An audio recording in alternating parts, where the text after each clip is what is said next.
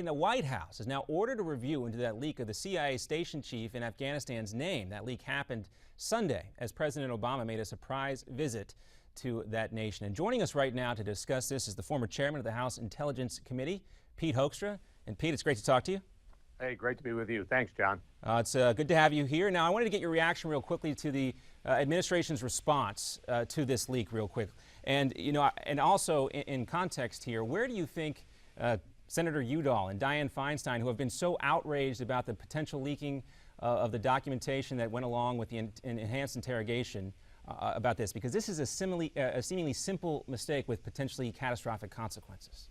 Well, it shouldn't be a simple mistake. The station chief being identified on a list from the White House, it is a colossal blunder. We're in the middle of a war. We're in the middle of, as the president describes it, winding down There are elections in Afghanistan in 2 weeks. The president goes there, has a disastrous trip, outs the CIA chief, insults the president of Afghanistan, and comes back and says everything's fine.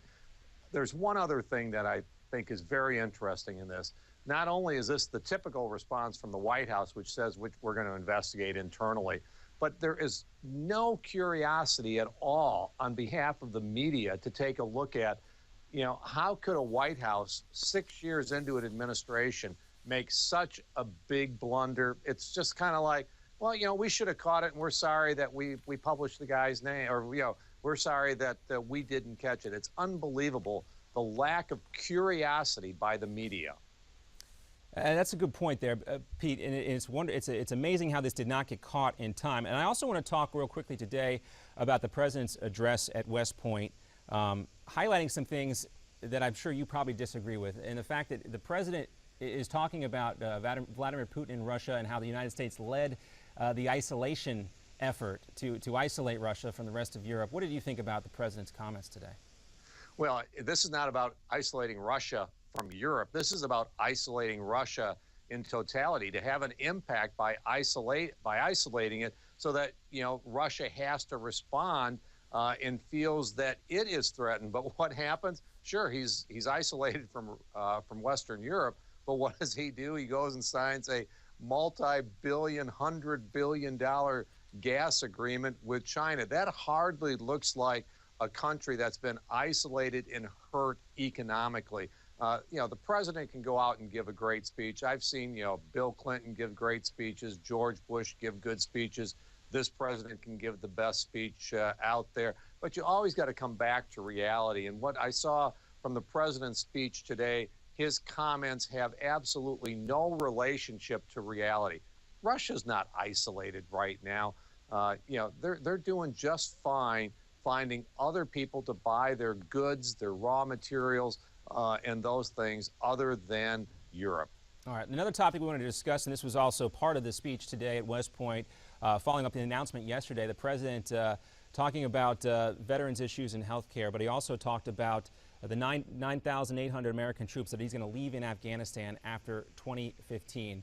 He talked about that, but then he praised vets, and he said this. In their eyes, I see the character that sustains American security and our leadership abroad. These are mostly young people who did not hesitate to volunteer in a time of war. And as many of them begin to transition to civilian life, we will keep the promise we make to them and to all veterans and make sure they get the care and benefits that they have earned and deserve. All right, Pete, the president clearly on a calculated media offensive here, trying to frame this, after the announcement of the VA scandal. Too little, too late from the president?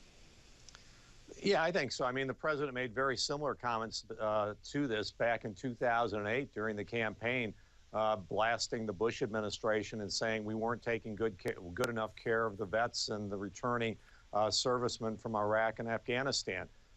6 years into administration, what we find is that the scandal is even worse. It's not about money. For the last 4 or 5 years, the VA has been able to carry money over from one fiscal year to another. What does that mean in common, layman's language? They had more money than what they could spend in those years, and we allowed them to take the money and apply it to the next year expenditures. It's total incompetence. This administration has not managed to the level of commitment that they said they would during the campaign, not in 2012, but going all the way back in 2008. All right, we played that soundbite from the president yesterday in the Rose Garden. I also want to play another soundbite. We talked about this a little bit, about the president's troop withdrawal of Afghanistan and what he plans to leave behind. If we could play that clip with the president, let's do that. This new chapter in American foreign policy will allow us to redirect some of the resources saved by ending these wars to respond more nimbly to the changing threat of terrorism, while addressing a broader set of priorities around the globe. All right, Pete, so we got a better idea on what the president meant by that. But first, react with the speech today, but react real quickly to what you think about the president's strategy in Afghanistan.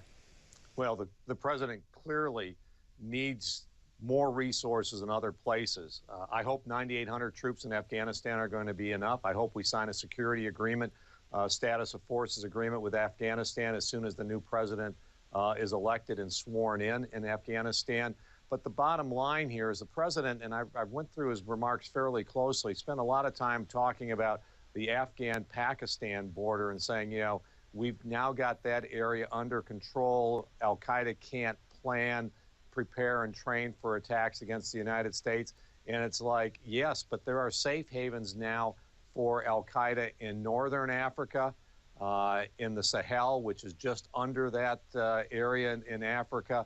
These are new areas where the threat is growing, the threat is significant, and they're there because of this president's policy. What he did in Libya, what he's done in Egypt and other parts of the world, he's created actually more safe havens than what there were when he came into office for groups like Al-Qaeda.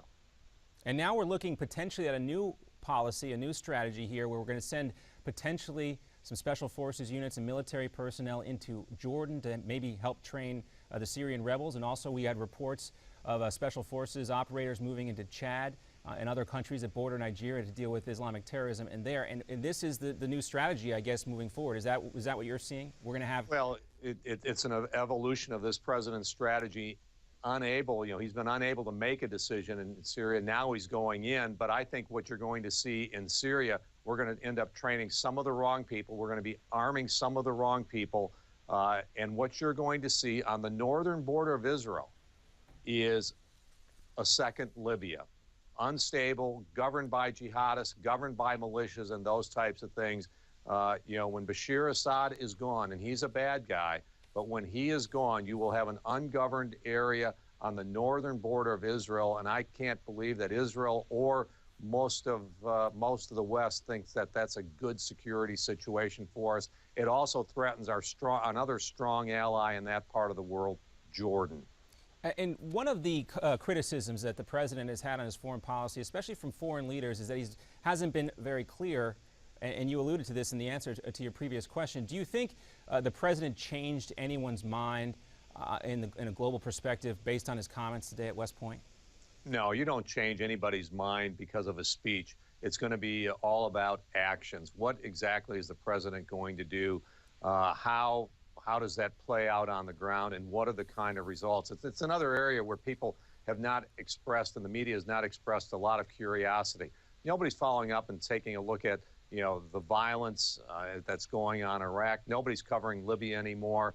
There's no curiosity. It's all about words, and there's no comparison of what the president has said, what he has done, and the results that he's achieved. This whole thing about the results, which in many cases are very, very negative, but nobody's covering that anymore. They give this president the benefit of the doubt. It's really, truly amazing.